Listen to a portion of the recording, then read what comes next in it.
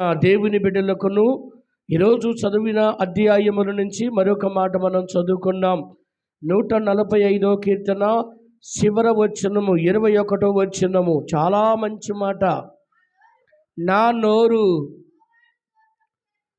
నోరు యెహోవాకు స్తోత్రము చెయ్యును, శరీరులందరూ ఆయన పరిశుద్ధ నామమును నిత్యము సన్నుతించుదురు గాక. ఆమేను చెప్పుదుము గాక. ఆశీర్వాదము పొందుదుము గాక. అభివృద్ధి పొందుదుము గాక. సంతోషించుదుము గాక. యేసయ్యకి ఘనమెత్తి స్వరమెత్తి సపట్టు కొడుదుము గాక. మంచిది. నా నోరు యెహోవాకు స్తోత్రము చెయ్యాలి. మన నోరు దేవునికి ఏం చెల్లించాలి? స్తోత్రము చెయ్యాలి. మన నోరు, మన మాట, మన ఆలోచన ఇవన్నీ కూడా దేవుడు మనకు అనుగ్రహించిన గొప్ప వరము గనక దేవుడిచ్చిన ప్రతిదీ కూడా దేవునికి మళ్ళా తిరిగి చెల్లించాలని ప్రభువు మనకు తెలియజేస్తున్నాడు. సామెతల గ్రంథం 2వ అధ్యాయము 6వ వచనాన్ని ఒకసారి చూడండి. సామెతల గ్రంథం యెహోవాయే జ్ఞానమిచ్చువాడు, తెలివియు వివేచనయు ఆయన నోట నుండి వచ్చును. దేవునికి మహిమ కలుగును గాక. ఒకటి, మన నోటి నుంచి దేవునికి స్తోత్రము చెయ్యాలి. రెండోది, దేవుని నోటి నుంచి జ్ఞానమును కలగజేస్తున్నాడు, ఆశీర్వాదాన్ని కలగజేస్తున్నాడు, అభివృద్ధిని కలగజేస్తున్నాడు. ఆయన నోటి నుంచి సమస్తాన్ని కలగజేసినట్టుగా ప్రభు మాట్లాడుతున్నాడు. చేతులెత్తి దేవునికి స్తోత్రాలు చెప్పుదాం. యెహోవా ఏమిస్తాడండి? దేవుడు ఏమిచ్చేవాడు చెప్పండి? జ్ఞానం ఇచ్చేవాడంటండి. యెహోవాయే మనకు జ్ఞానమిచ్చాలి, జ్ఞానము కలిగి ఉండాలి మనము. అందుకనే తెలివిని వివేచనను కూడా దేవుడు మనకు అనుగ్రహిస్తాడని దేవుడు మాట్లాడుతున్నాడు. సామెతల గ్రంథం 3వ అధ్యాయము 19వ వచనాన్ని చదవండి. జ్ఞానము వలన యెహోవా భూమిని ఏం చేశాడు చెప్పండి? స్థాపింపజేశాడండి. చూడండి, దేవుడికి మంచి పేరు ఉంటుందండి. ఆయనకు మరొక పేరు ఏంటంటే, ఈ భూమి మీద ఎవ్వరికి లేనటువంటి జ్ఞానము, అనంత జ్ఞాని అని దేవుడికి పేరు కలిగిన వాడు, మహాజ్ఞానము కలిగిన వాడు. ఆ జ్ఞానము వల్లనే, ఆయన నోటి మాట వల్లనే ఆకాశాన్ని భూమిని స్థాపింపచేసిన దేవుడు. ఆయన నోటి నుంచి వచ్చిన మాట వల్ల మనుషులు బ్రతికారు. సముద్రము సీల్చబడ్డది, అగ్ని ఆరిపోయింది, వర్షము రమ్మంటూ వచ్చింది, సింహాల నోళ్ళని మూపించాడు.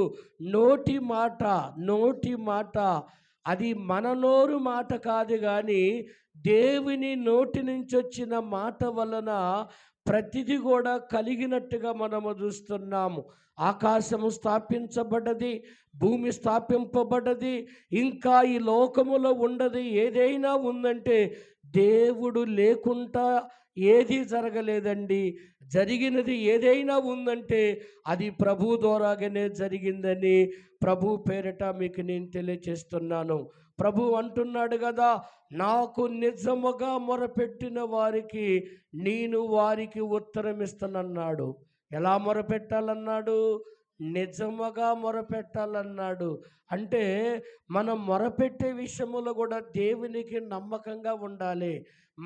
మన మొర దేవునికి నమ్మకమై ఉండాలి. మన ప్రార్థన, మన విధానము, మన తలంపులు, మన ఆలోచన దేవునికి అది నమ్మకమైనగా ఉండాలని ప్రభు పేరిట మీకు నేను తెలియచేస్తున్నాను. మరొక మాట అంటాడు, 146వ అధ్యాయము 17వ వాక్యాన్ని ఒకసారి చదవండి. కీర్తనల గ్రంథము 146వ అధ్యాయము 16, 17 వచనాన్ని ఒకసారి చూడండి. భూమికి ఆజ్ఞనిచ్చువాడు ఆయనే. అమ్మా, ఆ ఆయన వాక్యము, ఆయన మాట ఎలాగ పరిగెత్తుతుందంటండి? బహువేగముగా, స్పీడుగా. ఆయన మాట చూడండి ఎంత స్పీడుగా పరిగెత్తుతుందో. నిజమేనండి. దేవుడు అందుకనే భూమిని కలుగునుగా కంటే భూమి కలిగినది, ఆకాశము స్థాపింపబడునంటే ఆకాశము స్థాపింపబడ్డది. దేవుని నోటి నుంచి వచ్చిన మాట ఎంత వేగంగా పరిగెత్తిందంటే మనందరికీ అర్థం కావాలంటే 3 రోజులయ్యింది చనిపోయి లాజరు సమాధి చేయబడ్డాడు. ఏవండి ఈనాడు బ్రతికున్నోడు పిలిస్తే పలకట్లేదు. మనం పిలిస్తే మన మాటకి ఆ ఉత్తరం ఇవ్వట్లేదు. మరి యేసు ప్రభు మాట 3 రోజులైంది చనిపోయి లాజరు, ఆ సమాధిలోకి ఎలా వెళ్ళిపోయిందండి దేవుని మాట? ఆయన మాట ఆ చనిపోయిన వానిలోకి ఎందుకు వెళ్ళిపోయిందంటే ఆయన మాటలో స్వచ్ఛముగా ఉంది, ఆయన మాటలో నిజమై ఉన్నది, ఆయన మాట నమ్మకమైనదిగా ఉంది. అందుకనే చనిపోయిన వాని లేపటమే కాదు, ఈ లోకములని దేనినైనా చెయ్యగలిగిన వాడు యేసయ్య మాట. అందుకనే ఆకాశాన్ని భూమిని దీన్ని తాపించిన దేవుడు అంటున్నాడు కదా, ఆయన వాక్యము బహువేగముగా పరిగెత్తుచుందని దేవుని వాక్యము సెలవిస్తుంది. ఈరోజు నీ మాట నా మాట, ఈ లోకములో ఉన్న మాట అంతగా ఎవరిదైనా ఉందనంటే ఏదేదో చెప్పుకుంటాము కానీ దానికి తగినట్టుగా మనము చెయ్యలేమండి. కానీ దేవుని వాక్యము మాత్రము నమ్మదగినది. అందుకనే ఆయన వాక్యమును నమ్మినవాడు, ఆయన మాట విన్నవాడు ఈ భూలోకాన్ని స్వతంత్రించుకుంటారని వాక్యము సెలవిస్తుంది. 17వ వాక్యము చదవండి, అదే 16వ అధ్యాయము.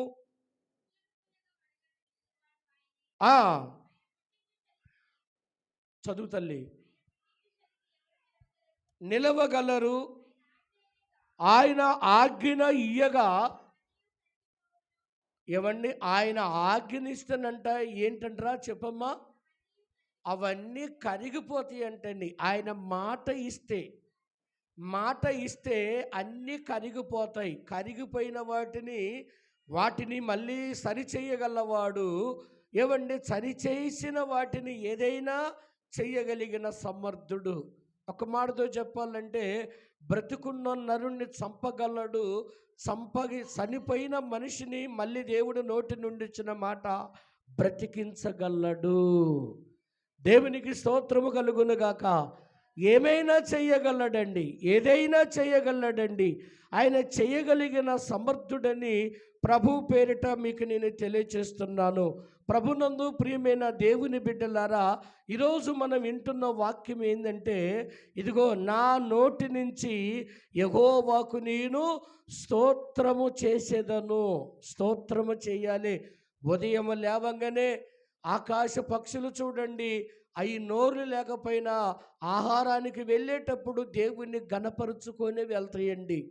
ఏమండి, చరవకోటి జీవ మానవులు కూడా, ఏది భూజంతువులు కూడా ఆయనని పిలుస్తాయి. లేగదూడలైతేమి, ఎద్దులైతేమి రెంకేసి ప్రభుని పిలుస్తాయి అంట. ఎద్దైతేమో రెంకేస్తుంది, దూడైతేమో అమ్మా అని పిలుస్తుంది. ఎందుకు చెబుతున్నాను ఈ మాట అంటే, దేవుణ్ణి ప్రతి ఒక్క జీవరాశులు, ప్రతి ఒక్క మూగజీవులు, ప్రతి ఒక్క శరీరదారులు ఆయనని స్తుతిస్తున్నట్టుగా మనము చూస్తున్నాం. మనము కూడా ఉదయం లేవగానే ప్రభుని స్తుతించాలి. ప్రభువు నీకు స్తోత్రమయ్యా, రాత్రిరంతా కాపాడవయ్యా. ఒక బిడ్డ ఈరోజు తెల్లవారుజామున ప్రార్థన చేస్తుంది, జూన్ మీటింగులో, ప్రభువా ఏమి ఇవ్వగలనయ్యా, నువ్వు చేసిన కార్యాలకి నేను ఏమిచ్చి నిన్ను గణపరచగలగనయ్యా, నువ్వు చేస్తున్న నా పట్ల నువ్వు చూపుతున్న ప్రేమ కొరకు వందనాలయ్యా. నేను అల్పుడిని, అయోగ్యురాలిని, వేగ్యత లేని వాడిని, ఇదిగో నేను ఈ స్థితిలో ఉన్నానంటే ఇది నీ కృపేనని లేవంగానే యేసయ్య పాదాల దగ్గర కడ కూర్చొని ఎలిగెత్తి ప్రార్థన చేసేవాళ్ళు వందలు, వేల మంది, లక్షల మంది ప్రజలు భూమి మీద మనకు కనిపిస్తున్నారు. ప్రియమైన దేవుని బిడ్డలారా, చాలామంది స్తుతించే వాళ్ళుగా ఉండాలి. ప్రభుని వెతికే వారిగా ఎండిన ఎతికినట్టు మరి దేవుని జ్ఞానం కావాలని వెతకాలని వాక్యం సెలవిస్తుంది. సామెతల గ్రంథము ఒకసారి రండి దయచేసి. సామెతల గ్రంథం పరిశుద్ధ గ్రంథముల నుంచి ప్రభువు మాట్లాడుతున్న మాటను బట్టి కూడా నేను ఎంతగానో దేవుణ్ణి స్తుతిస్తున్నాను, ప్రభువును గణపరుస్తున్నాను. ఎలా స్తుతిస్తున్నారో చూద్దాము. చూడండి, పరిశుద్ధ గ్రంథములో నుంచి మరి 4వ అధ్యాయము, పరిశుద్ధ గ్రంథముల నుంచి 4వ అధ్యాయము, పరిశుద్ధ గ్రంథముల నుంచి 6వ వచనాన్ని ఒక్కసారి చూడండి. జ్ఞానము విడవక ఉండిన ఎడల అది నిన్ను కాపాడును. దేవునికి స్తోత్రము కలుగునగాక. ఏది విడవకుండా, జ్ఞానము విడవకుండా ఉండిన ఎడల ఆ జ్ఞానమే నిన్ను ఏం చేస్తుంది చెప్పండి? కాపాడుచున్నది. దేవునికి మహిమ కలుగునగాక. 7వ వచనాన్ని చదవండి ఒక్కసారి. జ్ఞానమును సంపాదించుకునే జ్ఞానమునకు ముఖ్య అంశము నీ సంపాదనంతా ఇచ్చి బుద్ధి జ్ఞానమును సంపాదించుకోండి. దేవునికి మహిమ కలుగునగాక. మీ సంపాదన అంతా ఇచ్చి, మన దగ్గర సంపాదన ఏముంది చెప్పండి? మన దగ్గర ఏముంది? దేవునికి ఏమిచ్చి దేవుని దగ్గర ఏం కొనుక్కోవాలన్నాడు? దేవుని దగ్గర ఏది తీసుకోవాలి? మనం ఏది ఇవ్వాలి? ఒకసారి ఆలోచించండి. మన సంపాదన అంతా దేవునికి ఇచ్చి ఏం సంపాదించుకోమన్నాడు? బుద్ధి జ్ఞానమును మనం ఏం చేయాలి చెప్పండి? సంపాదించుకోవాలి. ఒకవేళ నా దగ్గర ఏమీ లేదని నువ్వు అనుకోవద్దు. ప్రభు నీకు ఇచ్చిన సమయం చాలా ఉంది. 24 గంటల సమయం నీకు ఇచ్చాడు. ఆ 24 గంటల సమయములో దేవునికి ఇవ్వాల్సిన సమయము దేవునికి ఇచ్చి, ప్రభువా ఇదిగోనైనా ఈ సమయములో నీ పాదాలు పట్టుకొని నేను ప్రార్థన చేస్తున్నాను, నాకు నైనా మంచి తెలివిని దయచేయండి, మంచి జ్ఞానమును దయచేయండి, మంచి వివేచన నాకు దయచేయండి అని మనము దేవుణ్ణి అడుక్కోవాలంట, సంపాదించుకోవాలంట. ఏవండి, మనం సంపాదించేది ఏందో తెలుసండి? పోగొట్టుకునే వాటినే సంపాదించుకుంటున్నాం. కానీ ఇదిగో మన జీవితాన్ని బాగు చేసుకునేది దేవుడు వచ్చే వరకు, మనం ఉండే వరకు మనకు ఒక మంచి జ్ఞానం కావాలి, మంచి ఆలోచన కావాలి, మంచి వివేచన నాకు కావాలి. ప్రభువా ఈ లోక జ్ఞానము మనుషుడికి వెరితనమని వాక్యము సెలవిస్తుంది. మరి మనిషి జ్ఞానము కాదు, కానీ దైవ జ్ఞానము, దేవుని జ్ఞానము, పరిశుద్ధమైన జ్ఞానము, పవిత్రమైన జ్ఞానము మనము కలిగుంటే నిజంగా ఆ జ్ఞానము కలిగిన వాడు ఆ జ్ఞానము నుండి విడవకుండా దానిని కాపాడుకుంటాడని, రక్షించుకుంటాడని, మరి అతడు కాపాడబడతాడని వాక్యము సెలవిస్తుంది. ధనమును దాచినట్టు, ఎండిని వెతికినట్టు మరి దేవుని పరలోక రాజ్యాన్ని వెతకండి. ముందు నా రాజ్యాన్ని, నా నీతిని వెతకమని చెప్పాడు. అంటే దేవుని రాజ్యాన్ని వెతకాలి, నీతిని వెతకాలి. మనం అలా వెతికిన ఎడల మనకేం కలుగుతుందంటే ఒక సంపన్నమైన స్థితి, ఒక మంచి ఆలోచన ప్రభు మనకు అనుగ్రహిస్తాడు. ఆమేన్, హల్లెలూయా. మనకున్న దుష్ట హృదయము లేదా మనకున్న పాపిష్టమైన జ్ఞానము, మనకున్న ఆ మిడిమిడి జ్ఞానము దేవుడు తొలగించి ఒక స్థిరమైన జ్ఞానము, సంపన్న స్థితి కలిగిన జ్ఞానము, నిన్ను నన్ను మంచి ఉన్నతమైన జ్ఞానము కలిగిన వాడుగా ప్రభు నిన్ను దీవించునుగా కని ప్రార్థిస్తున్నాను. అంతేకాదండి, సామెతల గ్రంథం పరిశుద్ధ గ్రంథమును మనము చూస్తే ప్రభు అంటాడు, జ్ఞానాన్ని గురించి బహు చక్కని మాటని మాట్లాడతాడండి. అదే 3వ అధ్యాయం పరిశుద్ధ గ్రంథములో నుంచి ఒక్కసారి మనము చదివితే 18వ వచనాన్ని చదవండి ఒక్కసారి. ఏమండి, దానిని అవలంబించు వారికి అది జీవవృక్షము, దానిని పట్టుకున్న వారందరూ ధన్యులు. దేన్ని పట్టుకోవాలి? జ్ఞానాన్ని పట్టుకున్నవాడు ధన్యులు. దాన్ని పట్టుకున్న వల్ల మనము చాలా అభివృద్ధి పడతామంట. మనం పట్టుకోవాలి, మనం సంపాదించుకోవాలి, మనము కాపాడబడాలి, మనము రక్షించబడాలి, మనం అనేకులకి ఒక మంచి జ్ఞానము కలిగిన వారముగా ఉండాలని ప్రభు పేరిట మీకు నేను ప్రత్యేకంగా తెలియచేస్తున్నాను. ఇంకొక మాట అంటాడు కదా, అదే 17వ వచనం చదవండి, 3:17. దాని మార్గమును రమ్య మార్గములను దాని త్రోవలన్నీయు క్షేమకరములు. దేవునికి స్తోత్రము కలుగునగాక. దాని మార్గములు రమ్యమైన అన్నాడు, దాని మార్గములు క్షేమకరమైన అన్నాడు. దేని మార్గము? జ్ఞానం, బుద్ధి, వివేచన. ఈ మార్గాలను నడిస్తే ఖచ్చితంగా దేవుడు నిన్ను నడవవలసిన త్రోవలో దేవుడు నిన్ను నడిపిస్తాడు. నువ్వు వెళ్ళవలసిన మార్గములో దేవుడు నిన్ను నడిపిస్తాడు. దేవునికి మహిమ కలుగునగాక. ఒకసారి 2 చేతులెత్తి దేవునికి స్తోత్రాలు చెప్పుదాం. గంభీరమైన స్వరం ఎత్తి దేవునికి స్తోత్రాలు చెప్పుదాం. హల్లెలూయా. దాని మార్గములన్నాడు, వాటి మార్గములన్నాడు, వాటిని సంపాదించుకున్నవాడన్నాడు. వాటి ఎల్లన మనము నిలిచిన ఎడల మనం ఎలా ఉంటామంటే క్షేమ అభివృద్ధి కలుగుతున్నదని ప్రభు పేరట మీకు నేను తెలియజేస్తున్నాను. ఈనాడు మనము జ్ఞానము కలిగిన వారిముగా ఉండామా, ఎర్రివారిముగా ఉండామా? అందుకనే మనం అన్నిటిని ఇచ్చి ఒక బుద్ధి, చెప్పండి, జ్ఞానమును మనం ఏం చేయాలండి? సంపాదించుకుందుముగాక. జ్ఞానం కావాలన్న వాళ్ళు చేతులు పైకెత్తండి. ఆశీర్వాదాలు పక్కన పెట్టండి, అభివృద్ధిని పక్కన పెట్టండి, ఏవండి దీవెనలు పక్కన పెట్టండి. ప్రభువా నాకు తెలివిని దయచేయి నాయనా, నాకు బుద్ధిని దయచేయి నాయనా. పెద్దలు అంటుంటారు, వయసుకు పెద్దోడుగానే ఉండడు కానీ మాట్లాడటానికి వివరం లేకుండా మాట్లాడటం ఏందయ్యా అంటుంటారు. ఎందుకు మాట్లాడుతున్నారు అనేది మనం ఆలోచిస్తే వారు మిడిమిడి జ్ఞానముతో. కొంతమంది చిన్నపిల్లలు చూడండి, 8 సంవత్సరాల అబ్బాయి ఇవాళ బైబిల్ చూడకుండా బోధిస్తున్నాడండి. బైబిల్ను చూడకుండా, రిఫరెన్స్ చెప్పకుండా, చెప్పని మాట మరి చూడకుండా వాక్యాన్ని బోధిస్తున్నాడు. ఎన్ని సంవత్సరాల అబ్బాయి? 8 సంవత్సరాల అబ్బాయి. 12 సంవత్సరాలు అబ్బాయి. వాక్యాన్ని బోధిస్తున్నారు. మరి మనకి ఎంత వయసు వచ్చినా 20 సంవత్సరాలు బాప్తిసం పొందుకొని, 10 సంవత్సరాలు బాప్తిసం పొందుకొని, 5 సంవత్సరాలు బాప్తిసం పొందుకొని ఏమైనా మనలో మార్పులు వచ్చినాయా? రాలేదండి. మనం ఎక్కడున్నామంటే ఎక్కడేసిన గొంగడి అక్కడున్నట్టుగా మన తెలివి పనిచేస్తుంది. మన తెలివి అలా ఉండకూడదు. మనం ఎలా ఉండాలంటే క్రమక్రమంగా ఏం చేయాలి? ఎదగాలి, దేవుల్లో ఒదగాలి. ఒదిగినవాడు దేవుని సన్నిధిలో అతడు ఎదుగుతాడు. దేవునికి స్తుతి కలుగునగాక. ఈనాడు కొంతమంది కొద్ది రోజుల్లోనే ప్రభువుని నమ్ముకుంటారు. ఎంత మార్పు కలిగి ఉంటారో!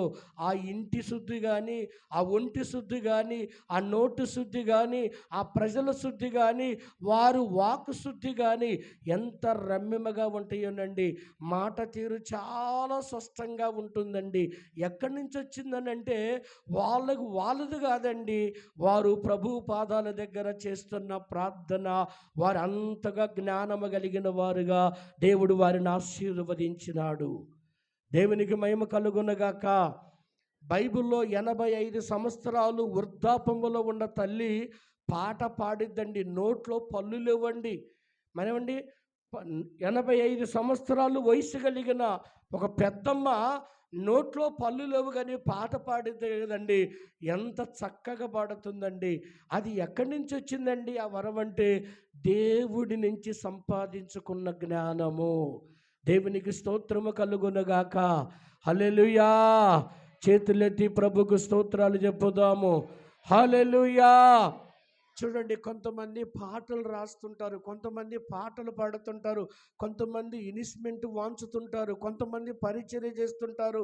అక్షరము ముక్క లేకపోయినా కూడా పాటలు రాసే వాళ్ళు ఉన్నారు, బోధించే వాళ్ళు ఉన్నారు, హెచ్చరించే వాళ్ళు ఉన్నారు.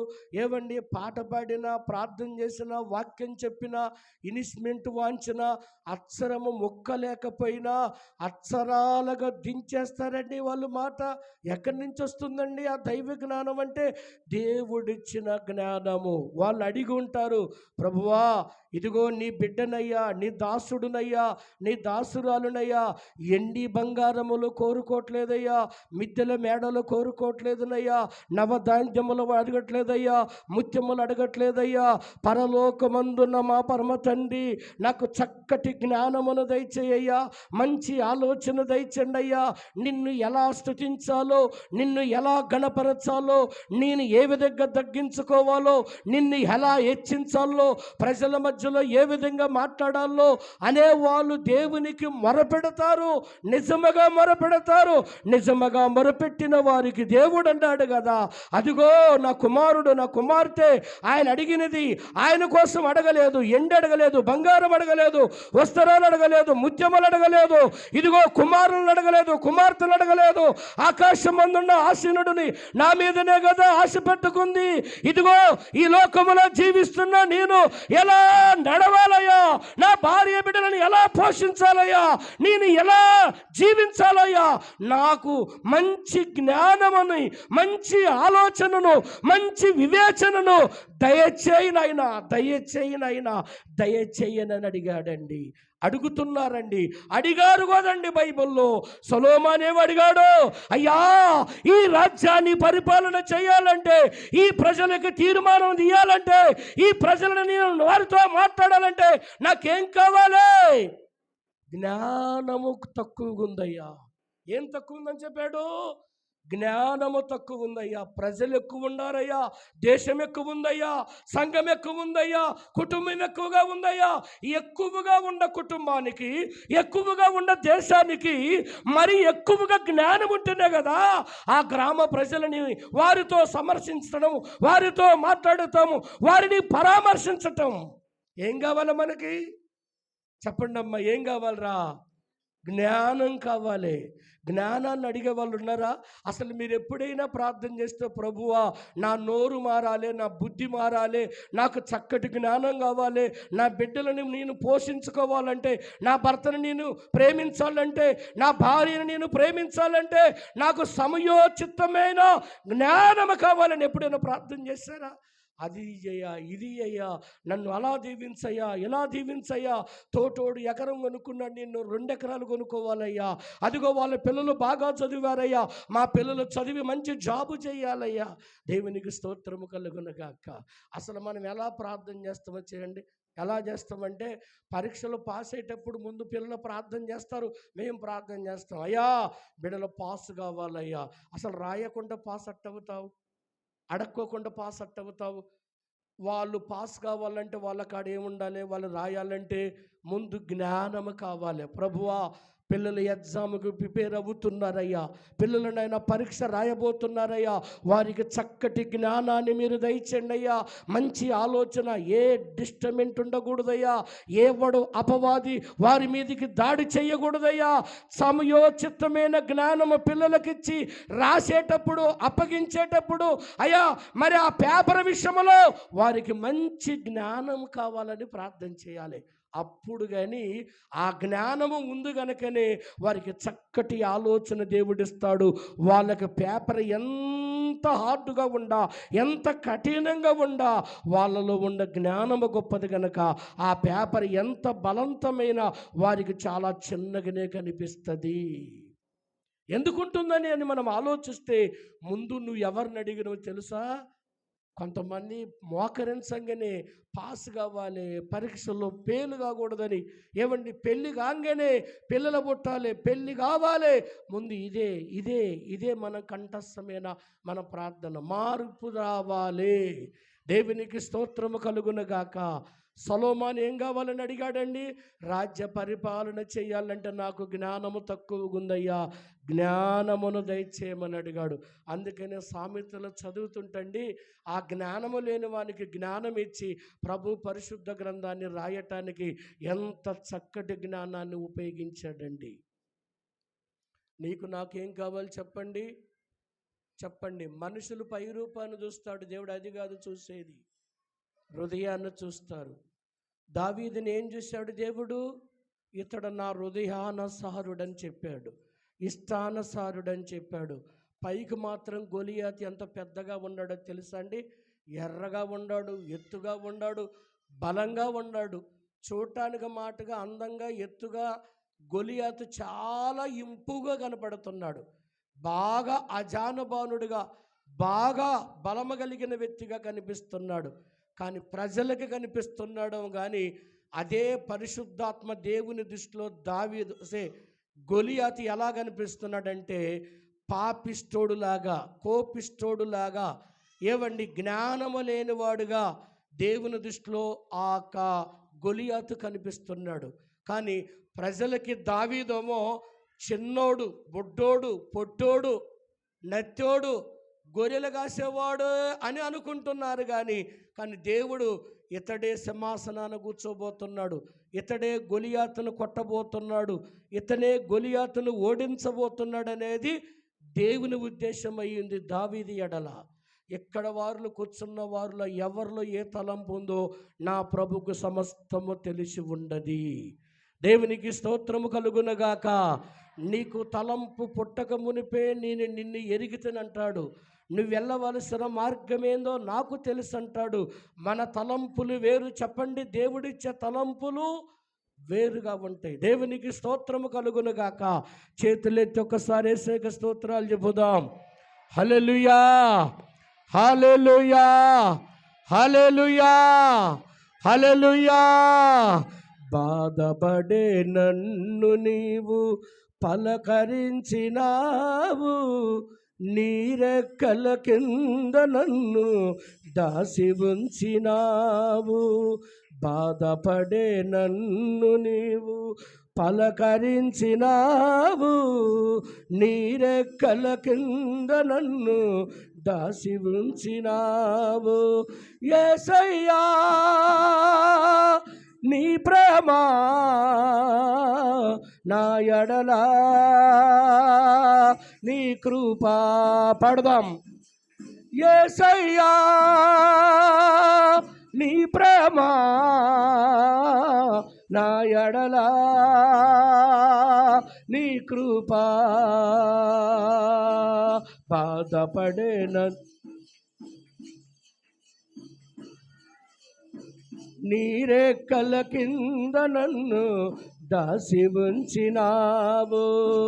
నిన్ను విడిచి నేను ఉండలేను యేసయ్యా, ఒక్క క్షణము కూడా బ్రతకలేని యేసయ్యా. నిన్ను విడిచి నేను ఉండలేను యేసయ్యా, ఒక్క క్షణము కూడా బ్రతకలేని యేసయ్యా. నీవిచ్చిన వరము, నీవిచ్చిన వరము, నీవిచ్చిన ఫలము, మహిమగల్ల దేవుడవు నీవేనయ్యా. మహిమగల్ల దేవుడవు నీవేనయ్యా. యేసయ్యా నీ ప్రేమ నా ఎడలా, నీ కృపా. యేసయ్యా నీ ప్రేమ నా ఎడలా, నీ కృపా. ఆమేన్. ఎవరినండి? బాధపడే వాళ్ళంట దేవుడు ఏం చేస్తాడు చెప్పండి? పలకరిస్తాడంట. ఎప్పుడైనా మీరు విన్నారా? జ్వరంతో ఉన్నప్పుడు కానీ, బాధపడుతున్నప్పుడు కానీ, రోగముతో ఉన్నప్పుడు కానీ, సమస్యలతో ఉన్నప్పుడు కానీ, ఎవరో ఒక మనసు వచ్చి లేపినట్టు కానీ, తడిమినట్టు కానీ, పట్టుకున్నట్టు కానీ, కొట్టినట్టు కానీ, స్వరం వినబడ్డట్టు కానీ ఎప్పుడైనా విన్నారా? బాధల్లో ఉన్నప్పుడు ప్రార్థన చేస్తున్నప్పుడు కూడా పరిశుద్ధాత్మ దేవుడు నిన్ను పిలుస్తాడు. నీ దగ్గర ఉన్నట్టు కూడా స్వరస వినపడుతుంటుంది. ఆ గ్రహింపు మన దగ్గర ఉండాలి. ఆ వినికిడి శక్తి దేవుడు మనకు అనుగ్రహించాలి. కొన్నిసార్లు మనం ఇంట్లో ఒక్కలమే ప్రార్థన చేస్తాము. ఒక్క మడిచి వస్తే నీడ ఎలాగబడిద్దో మనం ప్రార్థన చేస్తున్నప్పుడు కూడా చల్లటి మేఘంగా ఒక మనిషి నీడబడ్డట్టు ఒక నీడబడిద్ది. అది ఎవరిదని మనం ఎవరో వచ్చారా, తలుపు తీశారా, ఎవరైనా మాట్లాడారని అనుకుంటాం. కానీ నువ్వు కళ్ళు తెరిచి చూస్తే అక్కడ ఎవరూ లేరు. ఆ నీడ ఎవరిదో కాదు, ప్రభు అయిన యేసుక్రీస్తు నీ పక్కన నిలబడి ఉన్నాడు. నువ్వు చేస్తున్న ప్రార్థన ఎంటానికి వచ్చిన దేవుడు. అందుకనే దూతలకు ఆజ్ఞనిస్తాడంట, నా బిడ్డ మొర పెడుతుంది, ఆ మొర విను, తీసుకొనిరా. లేదా ఆ ప్రార్థన పరిశుద్ధాత్మ దేవుడు తీసుకుంటాడు. దేవునికి మహిమ కలుగునగాక. బాధపడుతున్నప్పుడు, శ్రమ పడుతున్నప్పుడు మనం దేవుడు మాట్లాడుతాడు. అదిగో శ్రీలత తల్లిగారు ఒకరోజు సాక్ష్యం చెప్పింది మన మందిరములో. మెడిసిన్ వేసుకోవాలని ఎక్కడో పెట్టిందంట. లేవలేని పరిస్థితుల్లో మంచం మీద పండుకుంటే అయ్యో కవర్ చూస్తే ఎక్కడో తగిలిచ్చింది. ఆ కవర్ నా దగ్గరికి ఎలా వస్తుంది? లేవలేని పరిస్థితుల్లో ఉందంట. కళ్ళు మూసుకొని ప్రార్థన చేసుకొని మళ్ళీ కళ్ళు తెరిచి చూస్తాకనే అక్కడున్న కవర తన మంచం దగ్గరికి తీసుకొచ్చి ఇచ్చినట్టుగా చేశారంట. దేవునికి స్తోత్రము కలుగునుగాక. ఎక్కడో జరిగిన సంఘటన కాదు, మన చర్చిలో, మన మందిరములో, ఇక్కడ. అదిగో స్త్రీల తన తల్లి ఒకప్పుడు సాక్ష్యం చెప్పింది. అదిగో ఆ మందులు కవర్, ఆ మందు పిల్లలు వేసుకోవటానికి నాకు దగ్గరికి వచ్చినాయ్యా. ఎవరు వచ్చి ఇచ్చారో నాకు తెలియదు. కళ్ళు తెరిచి చూస్తే నా పక్కనే కనిపించిన నా చేతి దగ్గరే ఉన్నాయి అని చెబుతుంది. దేవుడు బాధపడ్డప్పుడు ఏం చేస్తాడు చెప్పండి? పలకరిస్తాడు. దేవుడు నిన్ను నన్ను ఎన్నోసార్లు భుజము తట్టాడు. ఒకప్పుడు సేవకు రాకతలు 2010లో నేను బాగా ఏడుస్తున్నా, ప్రార్థన చేస్తున్నా. ప్రభువా, నాకు చదువు లేదు కదయ్యా, ఎలా నేను బోధించగలను? నా మాట ఎవరు వినగలరయ్యా? నోటి మాన్యము కలిగిన వాణ్ణి, నాలిక మందము కలిగిన వాణ్ణి, అయా రూపురేఖలు లేని వాణ్ణి, చదువు లేని వాణ్ణి. ప్రభువా, నువ్వైతే సేవ చేయాలని నాకు దర్శనమిచ్చావు. కానీ ప్రజలేం చూస్తారయ్యా? నన్నే చూస్తారు. ఇదిగో నాకున్న క్వాలిటీని చూస్తారు కదా. నేను ప్రార్థన చేస్తున్నప్పుడు దేవుడు స్వయంగా పెనగంచిపూలు ఇంట్లో ఉండి ప్రార్థన చేస్తున్నప్పుడు మొత్తల దగ్గరకు వచ్చి కుర్చీ వేసుకొని తెల్లటి వస్త్రాలు వేసుకొని, నా కుమారుడా బర్నబాసు, ఇదిగో యెషయా గ్రంథము 58వ అధ్యాయము 11, 12 వచనము చదువు అని చెబుతున్నాడు. దేవుడు స్వయంగా దేవుడే వచ్చి, నేనేమని అడిగా? నా మాట ఎవరింటారయ్యా? నేను బోధిస్తే ఎవరింటారయ్యా? చదువు లేదుగయ్యా అని బాధలో ఉండి నేను ప్రార్థన చేస్తే దేవుడు నా దగ్గరకు వచ్చి కుర్చీ వేసుకొని తెల్లటి బట్టలు కట్టుకొని కుర్చీలో కూర్చొని అంటున్నాడు, ఐజయ్యా 50:11-12 చదువు అని చెప్పేశాడు. మరలా తెలుగులో చెప్పాడు, 58వ అధ్యాయము 11వ వచనం 12వ వచనాన్ని చదువు అప్పుడు చదువు లేక అధ్యాయాన్ని వచనాన్ని కంఠస్థం చేసుకున్న, ముద్దర ముడుపులాగా బండ గుర్తు పెట్టుకున్న, ప్రార్థన చేసి అప్పుడు బాబు ఆ హృదయరాజు 5వ తరగతో 6వ తరగతో చదువుతున్నాడు. వాడు మా తమ్ముడు కుమారుడు. వాడిని పిలిపించి అక్కడ డేట్ వేసుకొని ఆ అధ్యాయాన్ని ఆ వచనాన్ని చెబితే అక్కడున్నమాట, యెహోవా నిన్ను నిత్యము నడిపించును. దేవునికి మహిమ కలుగునగాక. మనుషులు నడిపిస్తే, ఒకవేళ మనుషుల దగ్గర నేను చదువు నేర్చుకొని, ఒకవేళ ట్రైనింగ్ నేర్చుకొని ఆ సంవత్సరం వరకే వాళ్ళు ట్రైనింగ్ ఇవ్వగలుగుతారేమో, ఆ సంవత్సరం వరకే నేను చదువుకోగలుగుతానేమో. కానీ దేవుడే నడిపిస్తే ఎలా నడిపిస్తున్నాడు? నిత్యము నడిపిస్తానని వాగ్దానం చేశాడు. నేను నడవలేనని చెప్పాను కదా, నేను మాట్లాడలేనని చెప్పాను కదా, నా మాట ఎవరింటారని చెప్పాను కదా.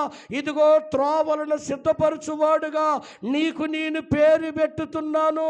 ఎరగబడినదని నాటువాడుగా, పెళ్ళగించువాడుగా, ఇదిగో నీరు కట్టిన తోట వల్లే, ఎప్పుడు ఉప్పుకుచున్న నీటి ఊట వల్లే. ఆ మొదటి వచనం నుంచి చదివితే 58, 11, 12 ఒకసారి చదవండి. దేవుడు యెహోవాయే.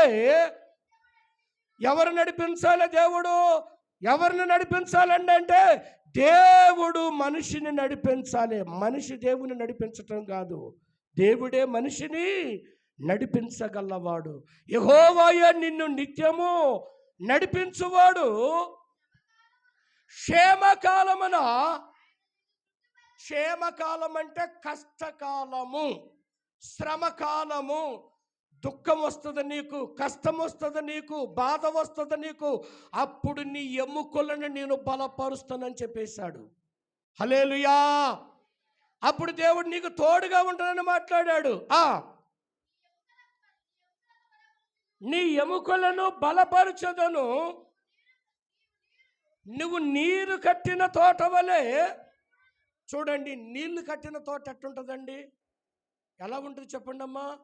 పచ్చగా ఆకు, పిందె, పూత చాలా బాగా తేజస్సుగా ఉంటుంది. నీరు కట్టిన తోట వల్లే ఒకవేళ నీకు బాధ వస్తుంది, తర్వాత ఆ బాధల్లో నీకు ఆనందాన్ని కలిగిస్తానని చెప్పేశాడు. నీ ఎముకలని నేను బలపరుస్తున్నాడు. నేను అనుకున్న మాటలకి దేవుడు ఆ మాట ఇచ్చినందుకు ఎక్కడ లేనంత శక్తిని సంపాదించుకున్నా. ఇక నేను భయపడవలసిన పని లేదు. ఎవరు నడిపిస్తారు నన్ను? నా భార్య నన్ను నడిపించలేదు కానీ, నా తమ్ములు నన్ను నడిపించలేరు కానీ, మా అమ్మ నాన్న నన్ను నడిపించలేరు కానీ, నా సృష్టికర్త అయిన నా పరలోకమందున్న తండ్రి నన్ను నడిపిస్తాడని నేను ఒక త్యాగం చేసుకున్నా. ఆ రోజు నుంచి నేను సేవకుడుగా నేను నిలబడటానికి దేవుడు నన్ను బలపరిచాడు. దేవునికి స్తోత్రము కలుగునగాక. నీళ్లు కట్టిన తోట, నీరు కట్టిన తోట వల్లే నిన్ను ఎప్పుడు ఉప్పుకుతున్న నీటి ఊట వల్లే ఉంటామని చెప్పేశాడు. తర్వాత పూర్వకాలము నుండి ప్రజలు పాడైపోతారు, గ్రామాలు పాడైపోతాయి, సంఘం పాడైపోతుంది. ఆ పాడైపోయిన స్థలాలను మరలా బాగు చేస్తామని కూడా దేవుడు మాట్లాడాడు. తర్వాత చదువు తల్లి.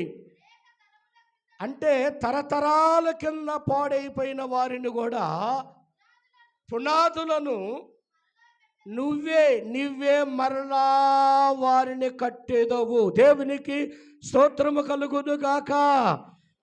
మరలా నువ్వు వారిని కట్టేదవు,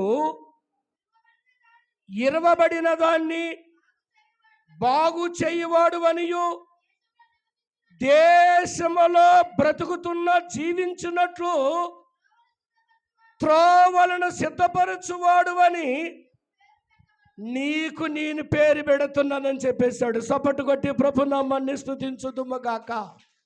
ఇలాంటి మాట ఎప్పుడైతే దేవుడు నాకు ఇచ్చాడో, ప్రభు కృపను బట్టి నాకు ఒక మంచి బలాన్ని పొందుకున్నా. పరిశుద్ధాత్మ దేవుడు నాకు సహాయకుడు, సహకారిగా ఉంటాడనేది నేను ఆలోచించిన. అక్కడి నుంచి అడిగా, ప్రభువా ఇదిగో నాకు నేర్పించయ్యా, నడిపించయ్యా అన్నప్పుడు ఆట ఎవలని ప్రభు పాట పాడాను. నడవటము నేర్పించు యేసయ్యా, నాకు బ్రతకటము నేర్పించు యేసయ్యా, నడవటము నేర్పించు యేసయ్యా, నాకు బ్రతకటము నేర్పించు యేసయ్యా, నీవు లేనిది నాలో నేను నడువలేనయా, నీవు లేనిది నాలో నేను, నీవు లేనిది నాలో నేను నడువలేనయా, నీవు లేనిది నాలో నేను బ్రతుకలేనయా, బ్రతుకలేనయా, నడవటము నేర్పించు యేసయ్యా, నాకు బ్రతకటము నేర్పించు యేసయ్యా. ఆమేన్. ఆ టైములో నేను నడవాలంటే నా నడక కాకూడదయ్యా, నీ నడక, నా చేయి పట్టుకొని నడిపించు. నేను జీవించాలన్నా, నేను బ్రతకాలన్నా ఎంతకాలం బ్రతకగలను ప్రభువా, నువ్వు నన్ను బ్రతికించే నడకని నాకు నేర్పించమని అప్పుడు ప్రభు సన్నిధిలో ప్రార్థన చేస్తే ఆ మాటే ఒక పాటగా మార్చాడు యేసయ్య. దేవునికి స్తోత్రము కలుగునుగాక. దేవునికి అసాధ్యమైంది ఏదైనా ఉందంటారా? చెప్పండి అమ్మా.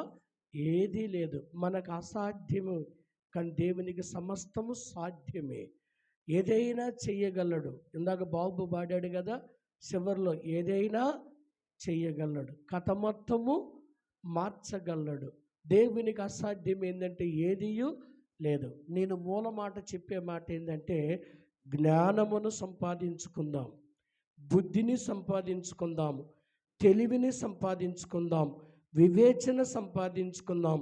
ఈ విషయాలలో మనం జాగ్రత్త కలిగి ఉంటే ఆటోమేటిక్గా దేవుడు నిన్ను ఎలా లేవనెత్తాలో లేవనెత్తుతాడు, ఎలా వాడుకోవాలో వాడుకుంటాడు, ఎలా హెచ్చించాలో దేవుడు నిన్ను హెచ్చిస్తాడు, ఎలా దీవించాలో దేవుడు నిన్ను దీవిస్తాడు. దీవించాలన్నా, హెచ్చించాలన్నా, ఆశీర్వాదం పొందుకోవాలన్నా ముందు మనం అడిగే వాటిని అడిగితేనే దేవుని ద్వారాగా మనము దీవెనలు పొందుకుంటామనేది మీకు నేను తెలియచేస్తున్నాను. దేవునికి మహిమ కలుగునగాక. ఒక్కసారి చేతులెత్తి చెబుతారా? చేతులెత్తి ఒక్కసారి గంభీరమైన స్వరమెత్తి. అవును, సొలొమోను ఏమడిగాడు చెప్పండి? జ్ఞానం అడిగాడు. అవును, మనకేం కావాలి చెప్పండి? జ్ఞానం కావాలి. నీ కుటుంబాన్ని నువ్వు పరిపాలన చేయాలంటే చాలామంది పెద్దలు ఇదే కోరుకుంటారు. ప్రభువా, దేశాన్ని పరిపాలన చేయాలన్నా, రాష్ట్రాన్ని పరిపాలన చేయాలన్నా, జిల్లాలను పరిపాలన చేయాలన్నా, నియోజకవర్గాలు, మండలాలు, గ్రామాలని, మరి ఆ గ్రామములో ఉన్న ప్రజలు చాలా రకాల ప్రజలు ఉంటారు. ఒక క్యాస్ట్కి సంబంధం ఇచ్చిన వాళ్ళు గారు, ఒక జాతికి సంబంధం ఇచ్చిన వాళ్ళు గారు, మరి కొన్ని గ్రామాలకి, కొన్ని కుటుంబాలకి, కొన్ని యొక్క ప్రదేశాలకి కొన్ని జీవో పంపించాలి. ఏది ఎవరికి కావాలో వాళ్ళకి ఏం కావాలి చెప్పండి? మంచి జ్ఞానం. అందుకని వాళ్ళ కొరకు కూడా మనం ఏం చేయాలి చెప్పండి? ప్రార్థన. ఏమని చేయాలి? అయ్యా, చక్కటి పరిపాలన జరిగించాలయ్యా, వాళ్ళకి మంచి జ్ఞానమును దయచేయండి అయ్యా.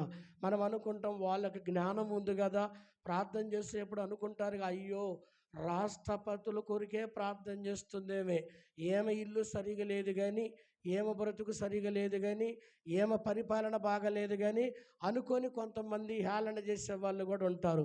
వద్దు బిడ్డ, ఎవరేదనుకున్న దేవుడు ఏం చెప్పాడంటే నిన్ను వలన నీ పొరుగు వారిని ప్రేమించమన్నాడు. నువ్వు ఆస్తికి తక్కువలోనే ఉండమమ్మ, కానీ వాళ్ళకంటే జ్ఞానము నీకు దేవుడు ఇచ్చేసాడు. ఏ జ్ఞానం ఇచ్చాడంటే చక్కటి జ్ఞానము, దేవుని స్తుతించే జ్ఞానము, ఆరాధించే జ్ఞానము, నిజరక్షకుని అంగీకరించే జ్ఞానము నీకు కలిగింది. లేకపోతే నువ్వు సామాన్యుడివా? చాలా పొగరబోతివి, చాలా తిండిపోతివి, చాలా మరి పెడంగా మాట్లాడేవాడివి, అలాంటి వాడివి, ఇలాంటి దానివి దేవుని మందిరం దగ్గరకు వచ్చావంటే నీలో ఉన్న మనసు నీది కాదు, అది దేవుడు నీకు ఇచ్చిన గొప్ప వరము, మంచి మనసు. చూడండి, పిల్లలు పెద్దలు అందరూ మందిరంలోకి వచ్చి కూర్చున్నారంటే ఎవరు రమ్మంటే వస్తారు? అందరూ ఆ ఇంటికి రమ్మంటే వస్తారా? ఎవరు రాలేరండి. ఎందుకు ఇక్కడికి వచ్చావంటే ఇది దేవుని బడి, దేవుని గుడి, దేవుని ఆలయం. ఇది ఈ ఆలయములకు వెళ్తే నేను మంచి పాఠాలు నేర్చుకుంటా, ఈ ఆలయములకు వెళ్తే నాకు చక్కటి జ్ఞానం ఇస్తాడు, మంచి బోధ వింటాననే యొక్క ఆశతో దేవుడు నిన్ను పరిగెత్తుకొని తీసుకొని వచ్చాడు. ప్రభు నిన్ను దీవించాలని నేను కోరుకుంటున్నా. దేవుడు మిమ్మల్ని ఆశీర్వదించునుగాక. ఇగో ఇప్పుడు ఇలా వస్తున్నాడు చూడండి, పేనెకలాగా ఉన్నాడు, మంచం మీద పడ్డాడు, చెమ్ముతో బాప్టిజం ఇచ్చిన, చచ్చిపోతాడు అనుకున్నా, బ్రతికి మందిరానికి వస్తున్నాడు. మనమైతే సస్తాడు అనుకున్నాం, కానీ దేవుడైతే బతికిస్తాడు అనుకున్నాడు. మన ఆలోచన వేరు చెప్పండి, దేవుని ఆలోచన వేరు. అందుకనే ఆయనకి నిజంగా ఆయన బ్రతకటం చాలా గ్రేట్ అండి, చాలా గ్రేట్, చాలా గ్రేట్. కామర్లతో ఉన్నప్పుడు సేమ్ నేను అంతే ఉండా, అట్టగనే ఉండ, నేను చాలా సన్నగా ఉండా. నేను వేసుకున్న బట్టలు ఎవ్వరు ఉతకొద్దు, ఒక్క భార్య తప్ప అని చెప్పాడు డాక్టర్. ఒక్క భార్య తప్ప ఆయన గిన్నెలో ఎవడ తినొద్దని చెప్పేశాడు, ఆయన బట్టలు ఎవడ ముట్టుకోవద్దని చెప్పేశాడు. అంత భయంకరమైన వ్యాధి, దుర్వాసన, రక్తం మారిపోయింది. అలాంటి స్థితిలో నుంచి 2 రాష్ట్రాలకి ఒక ఆత్మీయ తండ్రిగా ఇక్కడ నిలబెట్టాడంటే మీరు అనుకున్నట్టు దేవుడు చేయలేదే. దేవుని ఉద్దేశం ఏమైంది? ఇదిగో ఆంధ్రాకి తెలంగాణకి నా కుమారుడు రాజును చేయబోతున్నాడు అనుకున్నాడు అంతే. సేవకుడిగా చేస్తున్నాను అన్నాడు అంతే. అందరూ చస్తాననుకున్నారు, కానీ దేవుడు బతుకుతాడని కోరుకున్నాడు. నువ్వు ఆలోచించిన ఆలోచన వేరు, మనం ఆలోచించిన ఆలోచన వేరు. ఎందుకు చెబుతున్నాను తెలుసా? స్వయంగా వాళ్ళ అన్నదమ్ములు, వాళ్ళ అక్క చెల్లెళ్ళు అందరూ పిలిపించి ఒక్కరోజు రండయ్యా, చెమ్ముతో బాప్టిసం ఇచ్చేసి ఆయనని ఆ పెట్టెలో తీసుకెళ్దామనుకున్న వ్యక్తి నిజంగా మరణము ఆయనను కొట్టివేశాడు యేసయ్య. దేవునికి మహిమ కలుగునగాక. అతను తినే నక్క చచ్చిపోయింది.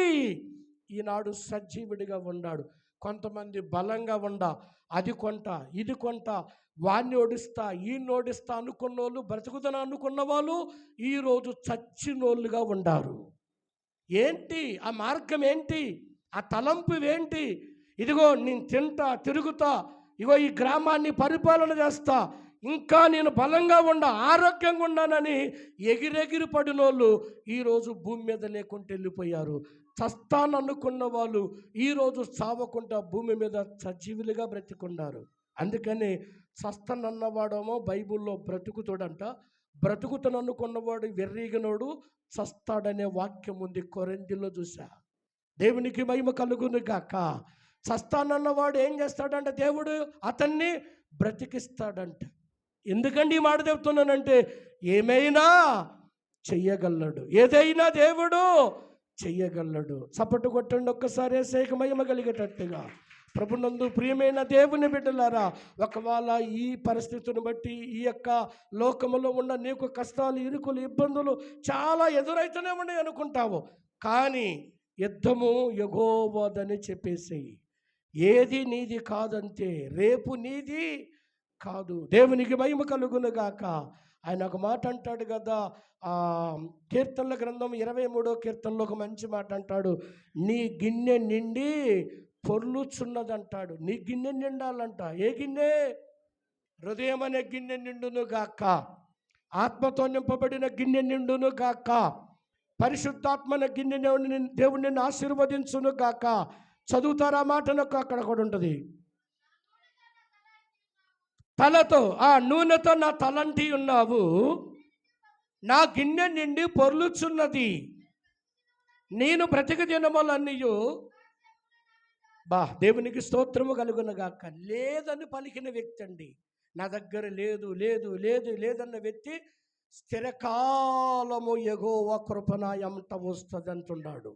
నేను బ్రతికినంత కాలము కృపాక్షేమముల నా ఎంట వచ్చునంటున్నాడు. కృపాక్షేమములే, కృపా దీవెనలు అవన్నీ అతని ఎంట వస్తాయని దేవుడు అతనితో ఆ మాట పలుకుతున్నాడు. ప్రభునందు ప్రియమైన దేవుని బిడ్డలారా, ఈరోజు చదివిన అధ్యాయంలో చివరి మాట, నచ్చిన మాట, నా నోటి స్తోత్రము నీకు చెబుతున్నానయ్యా, నా నోటి నుంచి ఇచ్చే స్తోత్రము నీకు రావాలా ప్రభువా. అవునండి, వాక్యం అంటది కదా, నాకు రావలసిన మహిమను ఇంకొక దేవునికి రానివ్వను, ఏది చేసినా నా నామం పేరట మీరు చెయ్యండి అని అంటుంటాడు. అవును, దేవునికి రావాల్సిన సమయం దేవునికి ఇవ్వండి. ఒక్క మాట చెబితే వినండి, దేవునికి ఇవ్వాల్సిన సమయాన్ని లోకానికి, దయ్యానికి నీకు ఇచ్చావనుకో, మళ్ళీ ఆయన తీసుకునే సమయం అంటే ఒక రోజు ఇస్తాడు నీకు, అంతేగా. అది రాకకు తోలిగినే ఆయనకి ఇవ్వాల్సిన సమయం మనము ఆయనకి ఇవ్వాలి. ఆయనకు చెందాల్సిన మహిమ ఆయనకు చెందాలి. దేవునికి స్తుతి కలుగునగాక. మనం కొన్నిసార్లు అందరూ ఉపవాస ప్రార్థన చేసేటప్పుడు కొంతమంది ఉండరండి. ఉండక ఏం చేస్తారంటే పనులకు పోతారో, వ్యాపారాలకు వెళ్తారో, ఫంక్షన్లకు వెళ్తారో. దేవుడు అదంతా గమనిస్తాడు. నా సేవకుడు, నేను ఏర్పరచుకున్న నా దైవజనుడు ఈరోజు సంఘ క్షేమ అభివృద్ధి కోసం దేశం కొరకు ఉపవాసం ప్రార్థన చేయాలంటే వీళ్ళు ఇక్కడ మాని అక్కడికి వెళ్ళారు కాబట్టి అక్కడ లేకపోతే ఇంకొక రోజు దానికి పనిష్మెంట్ ఇస్తాడు. ఆ ఉపవాస ప్రార్థన ఒకరోజు జ్వరమో రప్పిస్తాడో, మోసంచే రప్పిస్తాడో, మళ్ళా ఒక్కరోజు ఉపవాసం ఉండమని మేము ప్రార్థన పెడితే 3 రోజుల దాకా మీరు ఏం తినుకోకుండా కూడా ఉంటారు. అదే దేవునికి చెందాల్సిన మహిమ ఆయన తీసేసుకుంటాడు.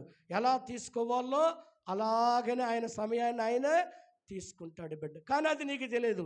అది దేని మీద నువ్వు ఉపవాసం ఉండమని సంగతి ఎందుకు తెలియదంటే, మోసం చేయింది తినలే, వాంతులైనవి తినలే, జ్వరం వచ్చింది తినలే. జ్వరం రప్పించింది ఆయనే, మోసంచి పెట్టింది ఆయనే, నీకు భోజనం లేకుండా చేసింది కూడా ఆయనే. ఈ కొన్నిసార్లు మనకి తెలియవండి. ఈ సూత్రాలు చాలా అనుభవం. ఒకటి 15 సంవత్సరాలు దైవజనుడి దగ్గరుండి నేర్చుకున్న అనుభవం ఉంది. రెండోది అక్కడి నుంచి ఇక్కడ వరకు 12 సంవత్సరాలు దేవుడిచ్చిన సేవకుడిగా ఉన్న అనుభవంలో నడిచిన అనుభవం వేరుగా ఉంది. మొత్తం మీద 25 సంవత్సరాలకు పైగా ప్రభును నమ్ముకున్న అనుభవం. ఒకటి నాకు 50 సంవత్సరాలు వచ్చింది అంటే, ఒకటి 25 సంవత్సరాలు యవన ప్రాయములో ఉన్నాను దేవుని ఎరగకోకుండా, మరొక 25 సంవత్సరాలు దేవుని కుమారుడుగా ఆయన నాకు ఆయుష్నిచ్చేశాడు. దేవునికి మహిమ కలుగునుగాక. ఇలాంటి ఆశీర్వాదాలు ఎవడ గ్రహింపగలడండి? ఎవడ దాన్ని తెలుసుకోగలడని? అందుకంటే మనం తెలుసుకోవాలన్నా, మనం గ్రహించాలన్నా, మనం పాటించాలన్నా, మనం దాన్ని అవలంబించాలంటే మనకేం కావాలి? ప్రభువా నాకు చక్కటి జ్ఞానము కావాలా ప్రభువా, మంచి ఆలోచన నాకు ఇవ్వండి నాయనా, సమయోచితమైన జ్ఞానము నాకు కావాలయ్యా. కొంతమంది పని చేస్తారు చూడండి, ఎంత చక్కగా చేస్తారో పని. ఆ పని వాళ్ళు కాదని చేసేదండి, వాళ్ళకి ఇచ్చిన జ్ఞానం అలాంటిదండి. చిన్నపిల్లలైనా పెద్దలైనా ఎంత చక్కగా చేస్తారో పని, అంత చూడముచ్చటంగా ఉంటుంది. కొంతమంది ఏడిసినా వినబుద్ధేది, కొంతమంది నవ్వినా వినబుద్ధేది, కొంతమంది నవ్వినా వికారంగానే ఉంటుంది, కొంతమంది ఏడిసినా ఇంకా వికారంగానే ఉంటుంది. ఎందుకంటేనంటే దేవుడు వాళ్ళలో ఉన్న ఆలోచన అదిగా. దేవునికి మహిమ కలుగును గాక. ఎందుకు ఈ మాట చెబుతున్నానంటే, ప్రభువా నేను ఈ లోకములో బ్రతకాలంటే, నేను నడిపించబడాలంటే, పోషించబడాలంటే, నా బిడ్డలని నేను పోషించుకోవాలంటే, పరిపాలన చేయాలంటే చక్కటి జ్ఞానము నాకు కావాలి. మాటికి మాట మాట్లాడిన వాడు జ్ఞానవంతుడు కాదు, మాటను అర్థం చేసుకొని మాటను మాట్లాడిన వాడు జ్ఞానవంతుడు. ఆమేన్. ఒక ఆమె నోరుందిలే అని భర్త కొద్దిగా ఉండాలని నోరు అక్కడ పారేసుకొని మాట్లాడుతుంటారు. ఒకవేళ నీ సూపులో భర్త చిన్నోడైనా, కంటికి నచ్చకపోయినా, పంటికి నచ్చకపోయినా, మనసుకి నచ్చకపోయినా నీకు భర్త లాంటి వాడే, కానీ నీ మాట అలాగ పనిచేస్తుందో కానీ ఒక్కరోజు ఆ భర్త ముందే ఈ భార్యని నిలబెట్టి సిగ్గుపరిచేటట్టుగా చేస్తాడు. దేవునికి మహిమ కలుగునగాక. దేవునికి అసాధ్యం ఏంటంటే ఏదియు మనం అన్నీ గ్రహించుకొని నడవాలి, అన్నీ పాటించుకొని నడవాలి. మజ్జిగతో తాగింది మనమే, కారముతో తిన్నది మనమే, మంచి భోజనం, మంచి మటన, మంచినైన కూరతో తిన్న మనమే. ఇలాంటి తిన్న మన బ్రతికి ఆ చేదైన మాట ఏదో, మంచి మాట ఏందో, శ్రమ ఏదో, మేలేందో, కష్టమేందో, కన్నీళ్ళేందో, ఇవన్నీ కూడా నీ అనుభవంలోకి రావాలి కదా. మరి నీ ఇంట్లో ఎతిపారం లేనినప్పుడు నువ్వు మంచినీళ్ళు పోసుకొని తిన్నావు కదా. నీ మాట కానప్పుడు, ఎదుటివాని మాట అయినప్పుడు దాన్ని అలాగనే పాలించు. ప్రభు నీకు ఒక మంచి రోజు వస్తుంది. ఆమేన్. వీటన్నింటిని పసిగట్టాలంటే మనకేం కావాలి చెప్పండి? చెప్పాలమ్మా, జ్ఞానం కావాలి, బుద్ధి కావాలి. కొంతమంది బుద్ధి మంచిగా ఉండదండి. ఆమేన్. కొంతమంది మంచి బుద్ధి ఉండదండి. ఆ మంచి బుద్ధి కావాలని మనం ఏం చేయాలి చెప్పండి? ప్రార్థన చేసుకోవాలి. నేను ముగించబోతున్నా. ప్రియమైన సంఘమా, దేవుని పిల్లలారా, నాకు అప్పచెప్పిన సంఘమా, దేవుని బిడ్డలారా, పరిశుద్ధాత్మ దేవుడు మిమ్మల్ని అందరినీ దీవించునుగాకని నేను ప్రార్థిస్తున్నాను. నిజంగా మిడిమిడి జ్ఞానంతో నడుస్తున్నారు చాలామంది, రకరకాలుగా ఆలోచించే వాళ్ళు ఉన్నారు. నిన్న కంచికచర్ల ఒక మీటింగు, ఒక ఇలాంటి చర్చిలో వాక్యం అందించాను. నిజంగా 3 రక్షణ పొందుతానని మాట ఇచ్చారంట. మళ్ళీ ఆ వాక్యమిని నది దగ్గరికి వెళ్ళేటప్పుడు కల్లా 5 సిద్ధపడ్డారండి. 5 సిద్ధపడ్డారు. 5 వయసు ఎంతో తెలుసండి. వాళ్ళ వయసు గురించి చెబితే నిజంగా నాకైతే సంతోషం. నేను నవ్వా, ఆనందించిన, ముద్దు పెట్టుకున్న వాళ్ళని. ఈ వయసులో తల్లిదండ్రుల ప్రేమ ఎలాంటిది కూడా వాళ్ళకి తెలియదు. ఇంకా లోకములో ఉన్న ప్రేమ వాళ్ళు ఎలాంటిదో వాళ్ళు రుచి చూడలేదు. ఈ చిన్న వయసులో దేవుని ప్రేమ ఎలా కలిగి ఉంది వీళ్ళకి? ఇప్పుడే రక్షణ తీసుకోవాలని ఎలా మనసు వచ్చింది? గుండె పగిలిపోయింది. ఒకవైపున లోపల దుఃఖం, పైకి మాత్రం సంతోషంగా మాట్లాడి వాళ్ళని ముద్దు పెట్టుకున్న 8 సంవత్సరాలు 12 సంవత్సరాలు బాప్తిసం తీసుకున్నారు. నిన్న 8, 12 సంవత్సరాలు, 15 సంవత్సరాలు, 5గురిలో ఒక్క ఆమె పెద్ద ఆమె 25 సంవత్సరాలు 30 సంవత్సరాలు ఉంటాయి అనుకుంటా ఆమెకి. మిగతా వాళ్ళందరూ కూడా 15 సంవత్సరాలు లోపే, ఇక అంతకు మించి లేదు. మిగతా 4, అందులో ఆడపిల్లలు ఉన్నారు. చెప్పండి, మగపిల్లలు ఉన్నారు. నాకు చాలా సంతోషం అనిపించింది. ఏమండి, వాళ్ళు ఇంకా ఏ ప్రేమను, నిజంగా ఏ ఆశను తీర్చుకోకుండా వాళ్ళ ఆశ, వాళ్ళ ప్రేమ ఎవరి మీద ఉందంటే చెప్పండి, దేవుని మీద. నిన్న కృష్ణా నది దగ్గరికి వెళ్ళి గొల్లపూడి దగ్గర బాప్తిస్తాలు ఇచ్చే ఒక నది కట్టించాడు జగడన్న. అదే వైఎస్ రాజశేఖర్ గారి యొక్క పేరు మీద బాప్తిస్తాల కార్యక్రమం పెట్టారు. ఆ నది దగ్గరికి వెళ్ళి 5గురికి బాప్తిసం ఇచ్చి ఒడ్డుకి రాగానే నాకు ఎంత సంతోషం కలిగిందో. నిజంగా ప్రభువా, ఎంత గొప్ప దేవుడు అయ్యా. నాకు వాక్యం చెప్పే ఒక అర్హత అక్కడ ఇచ్చారు, రెండోది బాప్తిస్తాలు ఇచ్చే అర్హత దేవుడు అక్కడ కలగజేశాడు. మనకి ఎలాంటి సంతోషం? తింటే సంతోషం, ఏమంటే సంపాదించుకుంటే సంతోషం. నేను అక్కడ ఒక 5గురిని దేవుడికి అక్కడ అప్పచెప్పినట్టుగా చెప్పా. దేవునికి మహిమ కలుగునగాక. నిజంగా నాకే ఒక శారీరకంగా, నాకే ఒక ఆత్మీయంగా ఇంత సంతోషంగా ఉంటే మరి నన్ను పంపిన దేవునికి ఇంకెంత సంతోషం ఉండాలి చెప్పండి. అందుకని నిన్న ఒక పక్కన పప్పన్నమ రమ్మని వాళ్ళు పోలు చేశారు. నేను ముందే వాళ్ళకు వస్తానని మాట ఇచ్చిన. ఇప్పుడు అక్కడ ఎంతమంది ఎన్ని రకాలుగా అనుకున్నారో, ఎవరేమనుకుంటామండి. నా దేవుని పని నేను చెయ్యాలి. దేవునికి స్తోత్రము కలుగునగాక. నిన్నటి రోజు పప్పన్నం ఒక్కాడు జరుగుతుంది. అటు అమ్మాయి వాళ్ళు ఇటు అబ్బాయి వాళ్ళు ఇద్దరు ఫోన్ చేసి రమ్మన్నారు. నేను చెప్పిన, నాకు ఈరోజు కలవదయ్యా, నేను ఒక గ్రామానికి వెళ్ళాలి, వాక్యం చెప్పాలి, ఒక 5గురికో 3గురికో బాప్తిసం ఇవ్వాలి అని చెప్పారు. రానని కూడా చెప్పిన. మళ్ళీ ఫోన్ చేస్తే నేను అక్కడికి వెళ్ళానని చెప్పా. నిజంగా నాకు అది ప్రాముఖ్యమైనది. దేవునికి స్తుతి కలుగునుగాక. అక్కడికి వెళ్తే మనుషులతో స్నేహం, మనుషులతో సంతోషం, మనుషులు ఇచ్చే సంతోషము. అటు భోజనం పెడతారు, అక్కడ డబ్బులు తీసుకోవచ్చు, మనుషులతో స్నేహం చేయొచ్చు అక్కడ. కానీ దానికంటే నా స్నేహము, నా ముఖ్య స్నేహితుడు ఎవరంటే పరిశుద్ధాత్మ దేవుడు నన్ను అక్కడ సిద్ధపరిచాడు. దేవునికి మహిమ కలుగునగాక. హల్లెలూయా. నాకు వాక్యం గుర్తొచ్చింది. నాకంటే అక్క చెల్లెలను కానీ, అన్నా తమ్ముళ్ళు కానీ, తల్లిదండ్రులను ప్రేమించిన వాడు నా రాజ్యానికి పాత్రుడు కాదు అని వాక్యం గుర్తొచ్చింది. అమ్మో, ఇప్పుడు నాయన నేను దేవునికి దూరం కాకూడదు అనుకున్నా, ఆ పనికి వెళ్ళా. నిజంగా రాత్రి 7 గంటలకి ఇంటికి వచ్చాం. మాతో పాటుకు వచ్చిన బిడ్డలకు తెలుసు, అక్కడ మాకు తెలుసు, అక్కడ ఆ పరిచర్య తరపున వాళ్ళు ఎంత సంతోషిస్తున్నారంటే అంత సంతోషిస్తున్నారు. వాళ్ళకి జ్ఞానం ఎలాంటి జ్ఞానం అంటే పరలోక జ్ఞానం దేవుడు వాళ్ళకి ఇచ్చేశాడు. తల్లిదండ్రుల మాటల్లో లేరు వాళ్ళు. ఇప్పుడుగా వాళ్ళకి చెప్పా, పరిచర్య మంచిగా చేయాలి, సేవకుడికి సేవకురాలకి సంఘానికి మాదిరిగా దీవించాలి. మీరు మిడిమిడి జ్ఞానంతో ఉండారు, చిన్న వయసులో ఉండారు, ఎక్కడ తప్పిపోవద్దు, ఎక్కడ తొలగిపోవద్దు, ఆఖరి వరకు నమ్మకంగా మీరు జీవించాలి. మీరు జీవిస్తున్న జీవితంలో దేవుని పరిశుద్ధాత్మ కనబడాలి అన్నప్పుడు వాళ్ళకి ఎక్కలేనంత సంతోషం. అయ్యా మా కోసం ప్రార్థన చేయన్నారు, చేస్తానని చెప్పాను. ఒక్కొక్కరిని ముద్దు పెట్టుకొని వచ్చేసా. దేవునికి మహిమ కలుగునగాక. హల్లెలూయా, హల్లెలూయా. ప్రియమైన దేవుని బిడ్డలారా, మనం ఏది సంపాదించుకుందని చెప్పండి? ఏం సంపాదించుకుందని చెప్పండి? ఒకటి జ్ఞానము, బుద్ధి, వివేచన. ఈ కలిగుండ నరుడు ధన్యుడు, ధన్యుడు, ధన్యుడు. నువ్వు ధన్యుడివి, నువ్వు ధన్యురాలివి, నువ్వు ధన్యురాలివి, నువ్వు ధన్యుడివి. నీకు మేలు కలుగునుగాక. దేవుడి మాటలు ఆశీర్వదించునుగాక. తలలో ఉంచుదాం, కళ్ళు మూసుకుందాం, ప్రార్థన చేసుకుందాం. ప్రభు ఈ మాటలు దీవించునుగాక.